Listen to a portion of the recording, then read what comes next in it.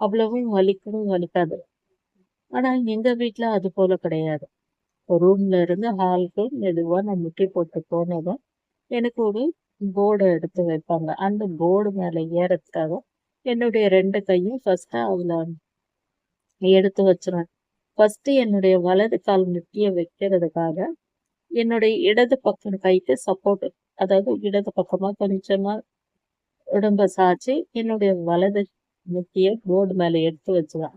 அடுத்தது இடது முட்டிய எடுத்து வைக்கிறதுக்கு, என்னுடைய வலது பக்கமா என்னுடைய வலது கைக்கு சப்போர்ட் அதிகமா கொடுக்கும்போது, அந்த கை உள்ள ஒரு கம்பி போட்டு இழுக்கிறது போலவே இருக்கும்.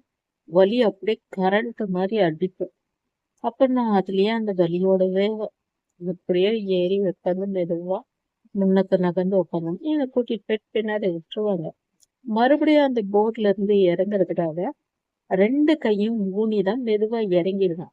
இறங்கிட்டு 3 ஸ்டெப்பு மறுபடியும் முட்டி போட்டு போயிட்டு, அந்த பக்கமா திரும்புறதுக்காக, இந்த வலது கைக்கு தான் நான் அதிகமா சப்போர்ட் குடுத்து திரும்புவேன்.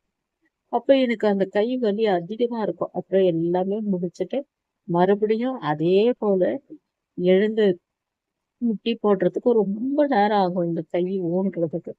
கை ஊனிட்டு, மறுபடியும் அந்த 3 ஸ்டெப்பு நகர்ந்து வந்து போட்ல ஏறுறதுக்கு கை ஊனும்பொழுது ரொம்ப கஷ்டமா இருக்கும். ரூம்ல வந்து உட்கார்றதுக்குள்ள எனக்கு அப்படியே போதும்ன்னு தோணும். இப்படியெல்லாம் நான் அந்த கை வலியில அவதிப்படும்போது, ஹாஸ்பிட்டலுக்கெல்லாம் கூட்டிட்டு போயிட்டே இருந்தாங்க. அப்ப என்னுடைய சின்ன தங்கச்சி வீட்டுக்காரர் கேட்டாரு, "ஜெயாக்கு எவ்ளோ ஊசி போட்டும் செட் ஆகல இந்த ஹாஸ்பிட்டல்ல. வேற ஏதாச்சும் ஹாஸ்பிட்டல் பாரு.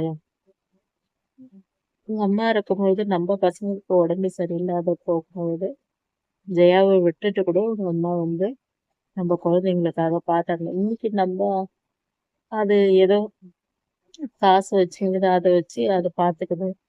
நான் வேணும்னா காசு தரேன். ஜெயாவ எங்கேயாச்சும் நல்ல ஒரு ஹாஸ்பிட்டலா கூட்டின்னு போ." அப்படின்னு சொல்லிட்டு என்னுடைய சின்ன தங்கச்சி வீட்டுக்காரர் என் தங்கச்சி கிட்ட சொல்லியிருக்காங்க. "உங்க அப்பா கிட்டலாம் காசு கேட்காதீங்க. நானே தரேன். ஜெயா எனக்கு அந்த காச கூட திருப்பி தர வேணாம்.